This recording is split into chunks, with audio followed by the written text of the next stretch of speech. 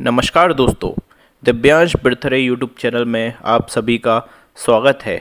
आज का डिक्टेशन है 80 शब्द प्रति मिनट। डिक्टेशन स्टार्ट होगी 5 सेकंड बाद।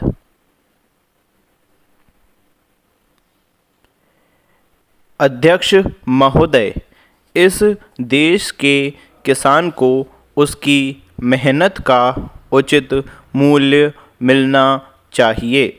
इस बात से इनकार नहीं किया जा सकता है। मैं इस सदन का ध्यान इस बात की ओर आकर्षित करना चाहता हूँ कि जब जब भी किसानों को दी जाने वाली सहायता की बात की जाती है तो यहाँ पर कभी भी कोई ठोस निर्णय नहीं लिया जाता है। आश्वासन तो बहुत दिए जाते हैं कि हम किसानों को उनके द्वारा पैदा किए गए अनाज का उचित मूल्य देंगे, उन्हें वे सभी सुविधाएं देंगे जो शहरों में रहने वाले लोगों को मिलती है। किंतु मुझे दुख के साथ यह कहना पड़ता है कि इस सदन में दिए गए आश्वासनों को कभी भी पूरा नहीं किया गया है। कई बार किसानों को बाढ़ से या सूखे से बहुत नुकसान उठाना पड़ता है। उस समय सरकार की तरफ से उनको पूरी सहायता नहीं दी जाती है। एक तरफ तो किसानों को उनके द्वारा पैदा किए गए अनाज का उचित दाम भी नहीं मिलता है और दूसरी तरफ उनका बाढ़ और सूखे से बहुत नुकसान हो जाता है। ऐसी स्थिति में हमारे देश के किसानों को बहुत कष्ट उठाने पड़ते हैं। मान्यवर महाराष्ट्र में किसानों के आंदोलन की बात हम सुनते हैं। बड़े दुख की बात है। जहाँ तक मुझे मालूम है वहाँ के किसानों को बहुत सारी सुविधाएं दी गई हैं। वहाँ के किसानों को दिए गए ऋण माफ़ कर दिए गए हैं, लेकिन उत्तर प्रदेश के किसानों को इस तरह की सुविधा अभी तक नहीं दी गई है। मैं महाराष्ट्र के किसानों से निवेदन करना चाहता हूँ कि जो कुछ उनको दिया जा रहा है उससे उन्हें संतुष्ट होना चाहिए और देश के विकास में पूरी तरह से हिस्सा लेना चाहिए। मैं कृषि मंत्री जी से भी निवेदन करना चाहता हूँ कि वे देश के प्रत्येक राज्य के किसानों को दी जाने वाली सहायता के विषय में जानकारी प्राप्त करें और ऐसा उपाय निकालें जिससे किसी को भी यह शिकायत न होने पाए कि अलग अलग राज्यों में अलग अलग तरीके से किसानों को सहायता दी जा रही है। मैं माननीय मंत्री जी का आदर करता हूँ। मैं समझता हूँ कि उनके दिल में किसानों के लिए पूरी जगह है, लेकिन उनके लाभ की योजनाओं को अच्छी तरह से लागू भी करना होगा।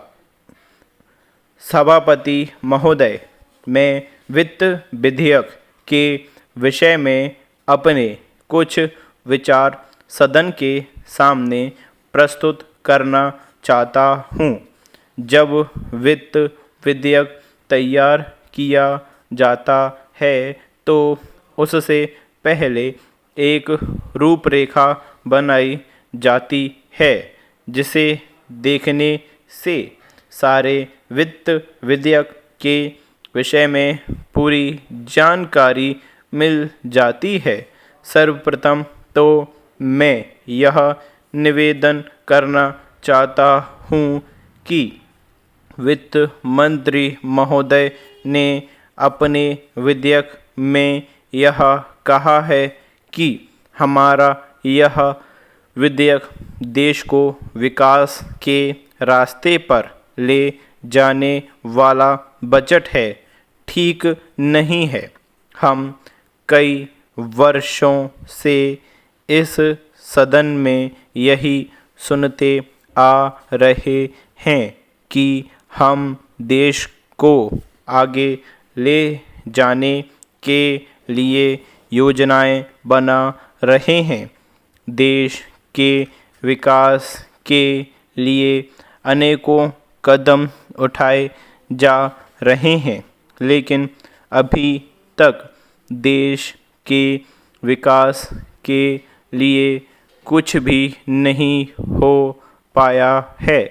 आज से कई वर्ष पहले भी यही बातें इस सदन में कही जाती थीं और आज भी वही बातें कही जा रही हैं, लेकिन देश की हालत में कोई परिवर्तन देखने में नहीं आ रहा है।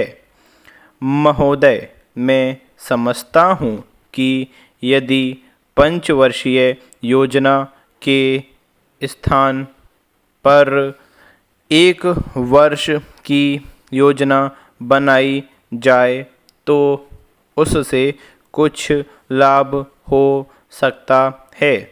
यदि इसके लिए संविधान में संशोधन करने की आवश्यकता हो तो उसके लिए भी कदम उठाए जा सकते हैं।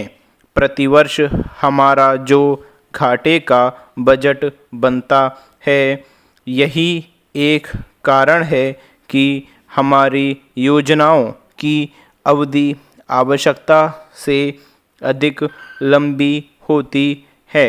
हम समय पर कभी भी यह निश्चित नहीं कर पाते कि हमारे देश में जो योजनाएं बनाई गई हैं उनको पूरा होने में कितना समय लगेगा तथा उसमें कितना धन खर्च होगा।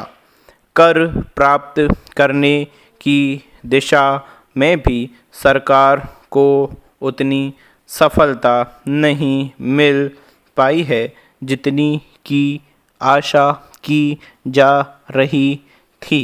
हमारे देश में काला धन बहुत है जिस पर कर प्राप्त नहीं किया जा सकता है। साधारण जनता पर कर लगाकर सरकार सोच लेती है कि उसने अपना काम पूरा कर लिया है।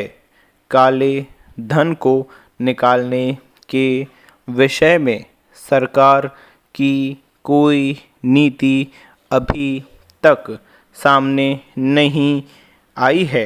अंत में मैं सदन से यह निवेदन करना चाहता हूँ कि इस वित्त विधेयक पर विस्तार से चर्चा की जाए। इसमें जो कमियां रह गई हैं उन कमियों पर प्रकाश डाला जाए और भविष्य में उन कमियों को दूर करने का प्रयत्न किया जाए। दोस्तों इस डिक्टेशन को लिखने के बाद आप इसका ट्रांसलेशन कीजिए कंप्यूटर में, ठीक है, और जो भी आपकी मिस्टेक्स हों उनको चेक कीजिए और बताइएगा कमेंट बॉक्स में आकर। धन्यवाद।